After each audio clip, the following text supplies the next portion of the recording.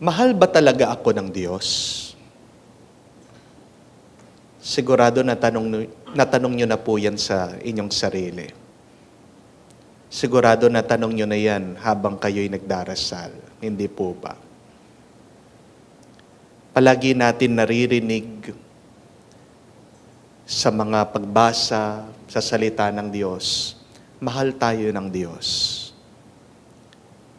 Palagi nating naririnig sa humilya, sermon ng mga pari, mahal kayo ng Diyos. Sigurado narinig mo na rin yan sa ibang tao. Pag binibigyan ka ng advice, huwag kang mag-alala, mahal ka ng Diyos. Pero bakit iba yung ating nararamdaman at nararanasan minsan? Hindi po ba? Paano mo masasabi na mahal ako ng Diyos kung ayaw ako ng aking mga magulang na nalaman ko pa lang, bata pa lang ako, pinapalaglag na pala ako? Totoo ba, mahal ako ng Diyos? Ang dami ng beses, inabuso ako, niloko ako ng ibang tao. Mahal ba ako ng Diyos? Iniwan ako ng aking asawa.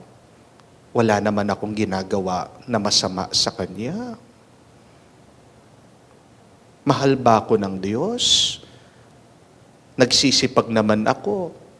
Naghahanap ako ng paraan para umangat sa buhay. Pero bakit palaging lugi ang aking business, ang aking negosyo? Mahal ba ako ng Diyos? Naghihirap na nga ako. Binigyan pa ako ng napakalala na sakit. Hindi ako gumagaling. Nakaratay ako sa kama. How can others say that God loves me when I experience the opposite? When life is full of pain, suffering, and problems. Is it true that God loves me? When I feel otherwise, when I see otherwise, paano nagiging totoo na mahal ako ng Diyos?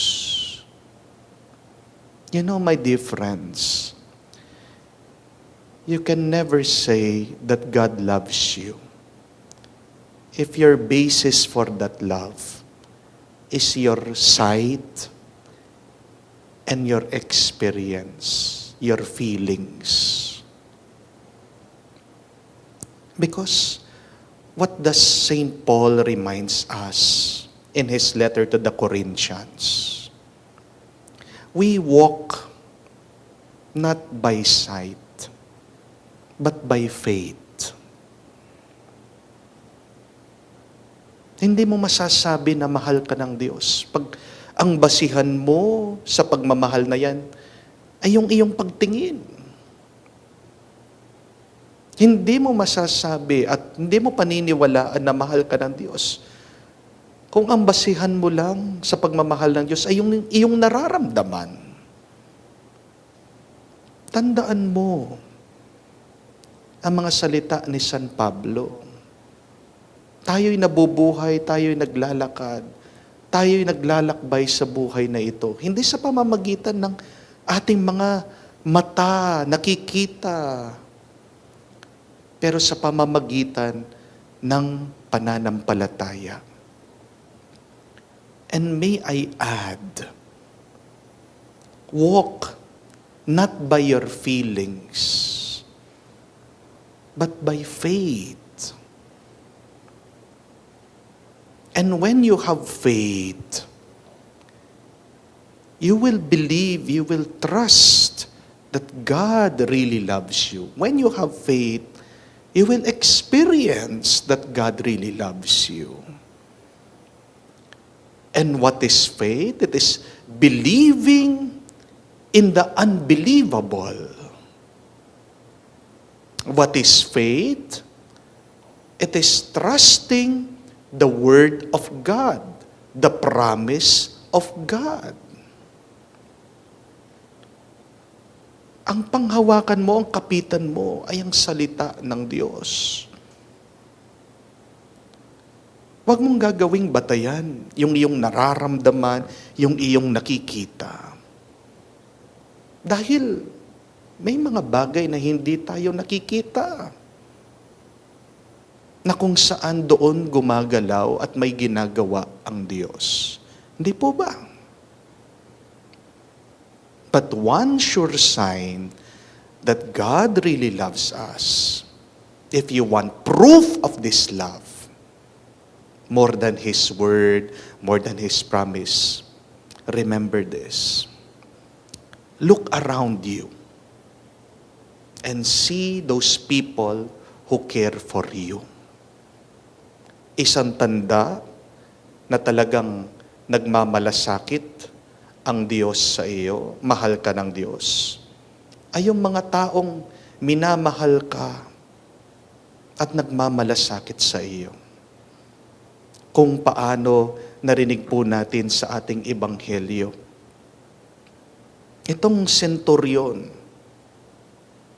mataas ang kanyang posisyon sa army. Minahal itong tao, minahal ang isang alipin na may sakit. Napakaswerte niya. Sino ba siya?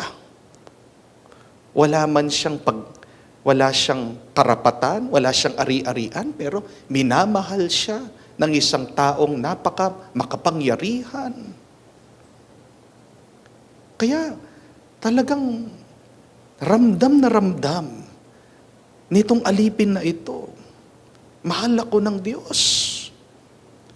Kasi tingnan mo na nga, itong aking Panginoon, nakikiusap pa sa Diyos, kay Jesus, para pagalingin ako. That is something. Hindi po ba? Ito isang bagay na nakakamangha. Gusto mong malaman kung paano kami namahal ng Diyos? Tingnan mo yung mga tao na nagmamahal at nagmamalasakit sa iyo. They are sure signs that God loves you. Meron pong dumating sa parokya, mag-asawa. Nakita ko itong misis, may sakit. Sabi ng mister, Father, dumayo pa po kami para pagdasal niyo po itong aking asawa. Pwede niyo po ba siyang i-anoint?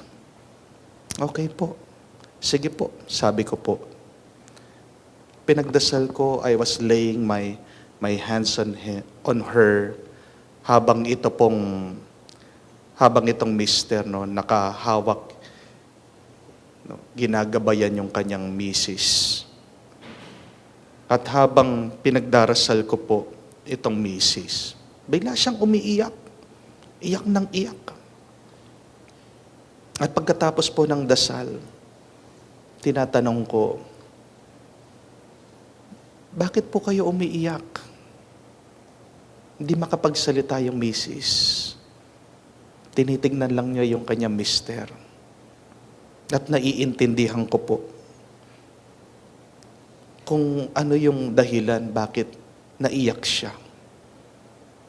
Kasi nagpapasalamat siya na merong umaakay sa kanya, nag-aaruga sa kanya, nagkakalinga sa kanya, nagmamahal sa kanya, kahit na mahina siya, kahit na parang wala na siyang silbi, kahit na may sakit siya, itong kanyang mister. Di po ba napakaswerte ng isang babae pag meron siyang asawa na hindi siya iniiwan kahit na nanghihina siya, kahit na may sakit siya. Jackpot ka pag nakakita ka ng isang lalaking ganyan, di po ba? Huwag mong hahanapin yung gwapo, mayaman, sikat. Aanuhin mo yun kung pag may sakit ka, hindi ka na inaalala. Di po ba? Kung tatapon ka na lang. At ganyan din. Maswerte ka kung meron ka pa rin mga kaibigan na pwede mong sandalan, pwede mong asahan. Pag wala ka ng pera, agad-agad pinapautang ka. Hindi ka ginigipit, hindi ka sinisingil. Maswerte ka. Pag meron ka mga kaibigan na minamahal ka, inaalala ka, pinagpala ka, tandaan niyo po, pag meron kang mga tao na nakapalibot sa iyo, nandyan, nagmamahal at nagmamalasakit sa iyo. Huwag mong tanungin at hanapin, mahal ba ako ng Diyos? Mahal ba ako talaga ng Diyos? Ang kailangan mo lang tignan, sino ba yung mga nagmamalasakit, nagmamahal sa akin? Dahil yung mga yan, sila'y pinadala ng Diyos. Sila'y tanda ng kanyang pagmamahal. Huwag mo din tanungin kung mahal ka ba talaga ng Diyos. Kasi ang mahalaga lang, makinig ka sa kanyang salita, magtiwala ka sa kanyang salita, maniwala ka sa kanyang salita, at ang imposible magiging posible. Ito po yung ating ipagdasal sa misang ito. Naway tayo'y maglakbay sa pananampalataya, sa paniniwala, sa pakikinig sa salita ng Diyos, at buksan din natin ang ating mga mata sa mga taong nagmamahal at nagmamalasakit sa atin. Diyan masasagot ang tanong, mahal ba ako talaga ng Diyos? Amen. Noong pong minsan, merong isang kwento tungkol sa isang lalaki na naglalakad sa tabi ng daan. Bigla-bigla, may narinig po siyang boses, sabi niya, "Stop! May mahuhulog na isang semento, hollow blocks." Nakinig naman po yung lalaki. Huminto. After 5 seconds, may nahulog nga pong bato. Bag! So nagpatuloy po yung lalaki sa paglalakad. At pagkatapos po ng ilang saglit, may narinig na naman po siyang boses. Sabi, "Stop! Merong aksidente. May sasakyan, nababangga." Huminto po yung lalaki at kamukha po nung sinabi ng boses, meron nga pong isang sasakyan nag-swerve at muntikan na siyang natamaan. Buti na lang huminto siya, kung hindi, nasama po siya doon sa aksidente. At nagtatanong po itong lalaki, sabi niya, "Sino ka? Bakit pinaproteksyonan mo ako? Sino ka?" At nagsalita po yung boses, sabi niya, "Ako yung guardian angel mo. Ako yung tagapagtanggol mo." At ito pong lalaki sabi, "Guardian angel? Nasaan ka? 1 taon na. Nasaan ka na? Di sana kung nandun ka, binigyan mo ako ng babala bago ko pinakasalan yung aking asawa," sabi. My dear friends, sometimes we ask that question to the Lord. "Lord, where are you in my suffering, in my pain? Panginoon, nasaan ka dito sa aking problema?" Tinatanong natin, "Panginoon, saan ka ngayon na kailangan ko ng pera? Baon na baon ako. Ilang business na ang aking pinut up, inumpisahan, palagi, nalulugi, hindi pa ako nakakabawi." Yung iba, tinatanong, "Panginoon, nasaan ka ngayon? Na meron akong sakit. Nasaan ka? Hindi ko na matiis itong aking nararamdaman sa aking pangangatawan. Nasaan ka? Ngayong ako'y nanghihina. Maaaring meron din po sa inyo nagtatanong, Panginoon, nasaan ka? Ngayong inaabuso ako ng aking asawa. Nasaan ka? Ngayong walang pakialam ang aking asawa sa amin, sa aking mga anak. Panginoon, nasaan ka? Ngayong kinuha mo yung aking asawa, mag-isa na lang ako, nalulungkot ako, nadidepress ako. It is perfectly normal, my dear friends, when we try to find God in our problems, in our difficulties, in our pains and sufferings in life. But sometimes, we could not notice God in the times that we are happy, in the times that we do not have any problems, in the times of joy and peace. Bakit pag meron tayong problema, doon lang natin hinahanap ang Diyos? Di po ba? Pero pag okay ang lahat, pag wala tayong nararanasan na pagsubok, di man natin maalala ang Diyos. Where is God in our suffering, in our pains, in our problems, in our challenges? God is there. He's invisible. God is doing something. And where could we see and experience the love of God? They are there in the angels that He sends us. Ang mga anghel, mga spiritual na nilalang, hindi talaga natin makikita ang mga yan. Pero hindi naman ibig sabihin, hindi po ba, na pag hindi mo nakikita, hindi na totoo. Ang hangin, alam natin na totoo, di naman natin nakikita. Paano nyo alam na merong hangin?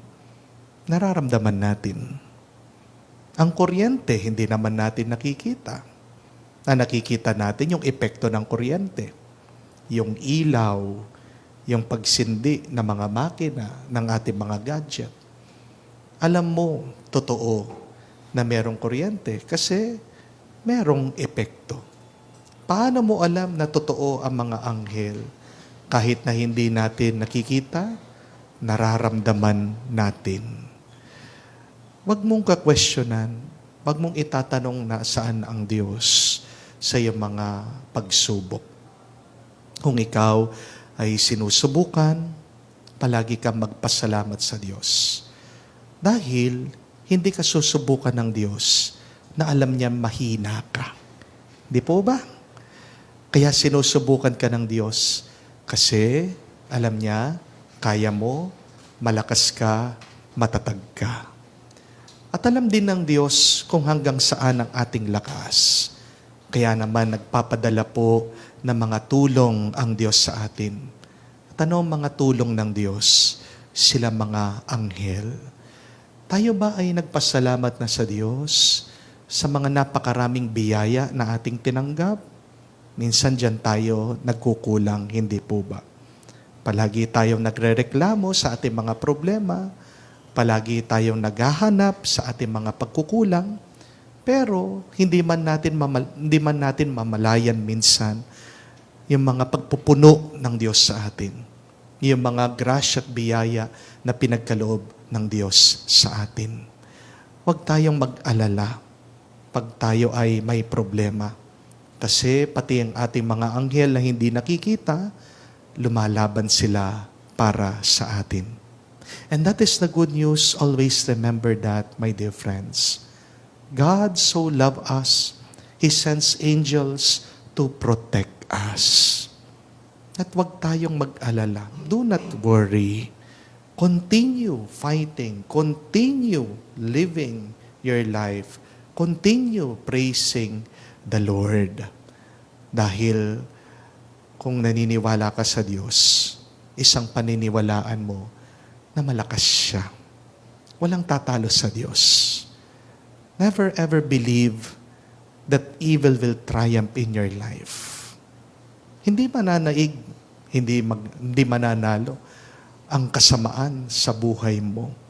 gaano pa karami ito, gaano pa kalala ito, gaano pa katagal ito na nararanasan mo. In the end, God will triumph. And many times in our lives, God sends angels in form of kind people. Angels, kind people are angels in disguise. Di po ba? Ang mga mabubuting tao ay mga anghel na nakatago. My question to you is, who are those hidden angels, those kind persons that have helped you in your life? Silang mga naging dahilan bakit kayo ay nakapag-survive, kayo ay nabubuhay, kayo ay umiiral, kayo ay nandirito pa rin sa mundong ibabaw. Have you thanked them? More than thanking God for sending His angels, let us thank these kind persons because they are also God's blessing to us. Alam niyo po, isa sa araw-araw na pinapasalamatan ko din sa Diyos ay ang aking tita. Isa po siya sa mga nagpaaral din po sa akin. Walang kaano-ano, hindi man po niya sinabi, bigla nagpadala po siya ng pera sa akin noon nung malapit na po kong magtapos sa aking pagpapari dahil wala naman po talaga akong sponsor. At ang hindi ko po makalimutan dito sa aking tita ay wala siyang hinihinging kapalit. Hindi po ba yan ang talagang karakteristik o ugali ng isang anghel? They keep on serving God, worshiping God. They keep on helping people without expecting anything in return. At yan din po ang ibig sabihin ng pagpapakumbaba. What is humility? It is continue doing the will of God. It is being able to be kind and good without expecting anything in return. That is what true humility is, which is also found in angels. Who are your hidden angels now in your life? Have you thanked God for them? Let us, in a simple way, as our gratitude, thanksgiving, pagbabalik ng ating pasasalamat sa kanila. Isipin natin sila, pagdasal natin sila, at naway sila ay biyayaan din ng Diyos. We thank God for His angels. Though we cannot see them, we know that they are fighting an invisible battle, always protecting us. We say, thank you, Lord, for your love, for your angels. We love you. We praise you. Amen. Feel at home tayo dito. Enjoy life at Bright FM 91.9. Friends tayo.